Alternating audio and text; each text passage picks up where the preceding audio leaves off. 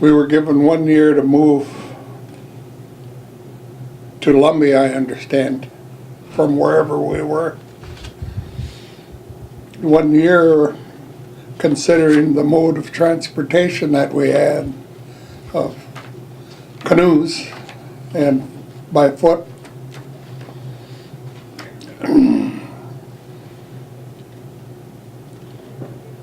It seems a long time now, but back then when we had that meager means of transportation and to take all our belongings, they probably had to leave a lot of their belongings behind. That's why the archaeologists are finding traces of our being out there in the territory. So, no, 1 year doesn't seem very long for such a move of a mass of people. Article 9 requires us to remain friendly to the citizens of the territory, but does nothing to guarantee the citizens of the territory will do the same. Well, that, yes and no on that. It's my personal recollection when I was a small boy, some 80 years ago.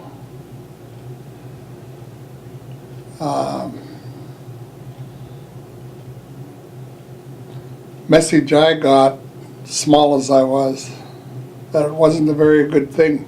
Wasn't a good thing to be Indian, because we were bad savages, killed the poor settlers, and come to find out that we were only defending our homeland against those that were intruding.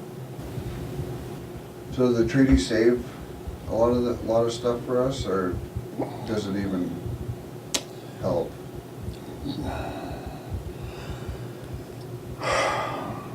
I was just thinking about that this morning, and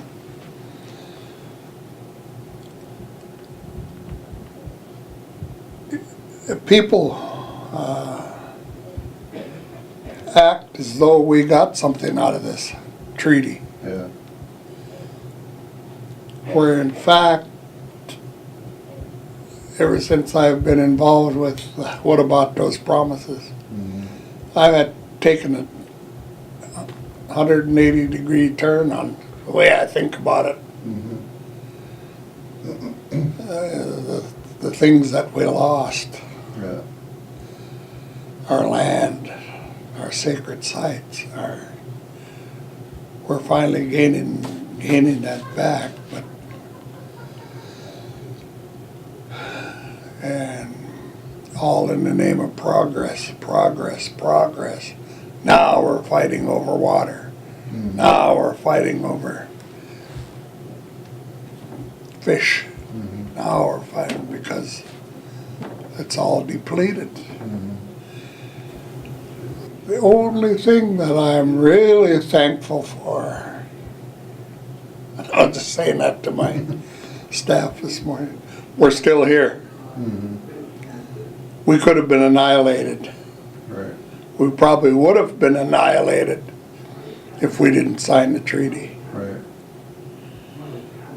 So we signed the treaty under duress. Some of the ones that didn't sign the treaty got pushed out. So I guess that's the only good thing that we got out of it, is our lives. Most of our livelihood was taken away, our resources.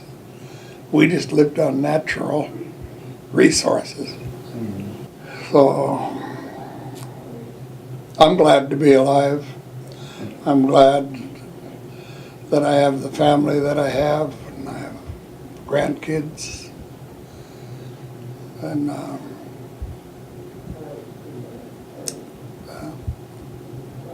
I personally, I don't celebrate Treaty Day. That's about all I can say about it. It's, personally, I don't celebrate. I used to celebrate Treaty Day. I thought it was something to celebrate it, but after I got older, what did we get out of the treaty? Right. As opposed to what did we give up? Mhm. Like the boat decision. They say, oh, we won 50%. No. We didn't win 50%. We gave up 100% in order for us to have the right to harvest 50%. That is all ours at one time. Yep. I guess that's all I have to say about Treaty Day. Okay. Take it with a grain of salt. Those that celebrate it, more power to them. Mhm. Personally, I don't see anything to celebrate. Other than it brings our people together. Mhm. And I hope it does that again this year, and the year following, and the year following that. Like I said, we take it with a grain of salt. Move on. Mhm. Hope I didn't offend anybody but this is me, my own feelings. I don't speak for anybody else. Never have, never will, unless I'm asked to. Thank you. That's good.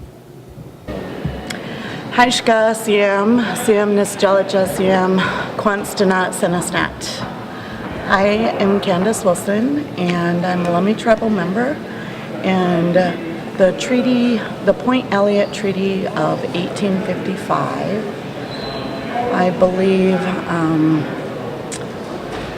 was when our ancestors and our families and our respected elders all came together and with other tribes, with amongst other tribes in our territory, when we gathered at to sign the treaty. Was a time when it was difficult to not think about the future generations of our children and to preserve, promote, and protect our showing. And it must have been difficult because we were basically forced into signing the treaties, all of us, Native Americans. It was part of the Indian Reorganization Act, and it was a movement across America and the territory for them to take as much land from and govern the land as much as possible. So in the best interest of our elders that were there, it was their understanding that by signing this, they would be taking care of our children, our families.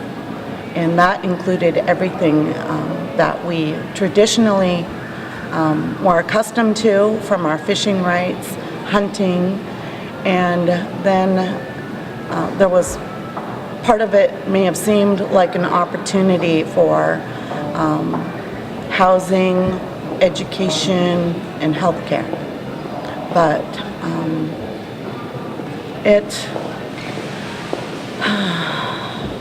today is part of what we ensure the next 7 generations and on that they are taken care of, as our ancestors have done for us. And it's a trust responsibility of the U.S. government to uphold these treaty rights for us. So it means a lot. It means a lot to me, and my children and my grandchildren, that we do the best that we can as Steetomson in preserve, promote, and protect our Chelangen as Lakhtamish people. Haishka. Well, first off, our reason why it was signed is because our families during that time seen it as a way to keep our way of life, our, protecting our future generations and ensuring that we could enjoy the things that they did during those times. And, it's a big governing document that we follow day to day, and the things that we do today reflect back to that in one way or another. The jobs that we hold, the culture that we have, being able to reaffirm our treaty rights, our usual custom fishing grounds, and being able to gather, being able to hunt, and sustain our way of life. Not only the way it was back then, but in the world that we live in today.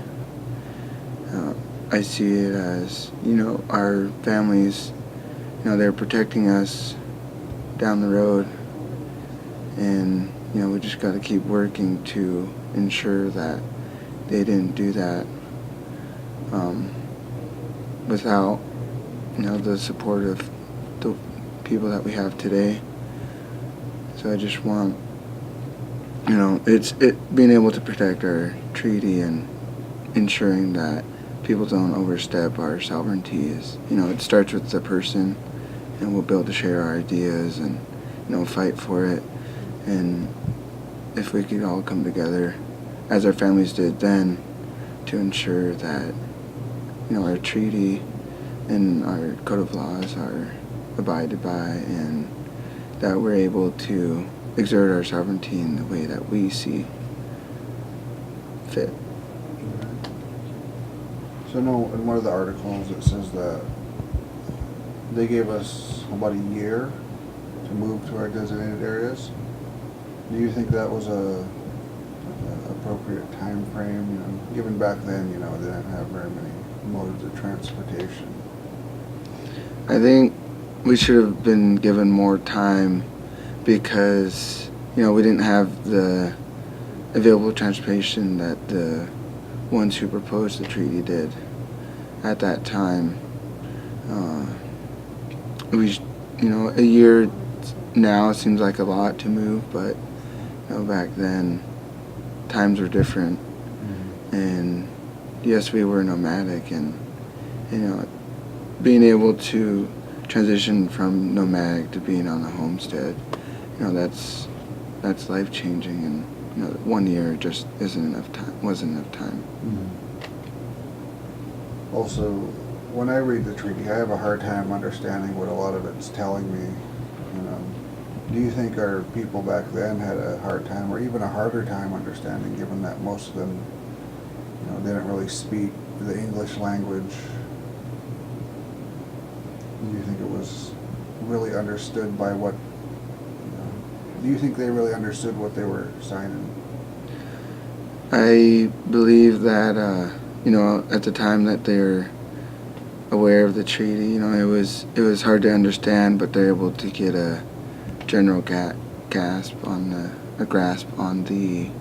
what it entailed. Yeah. But the details of it, as we read further into it, or the things that weren't included that we wish were, they did have a tough time, but nowadays, now that we're able to understand the English language a lot more, that we should,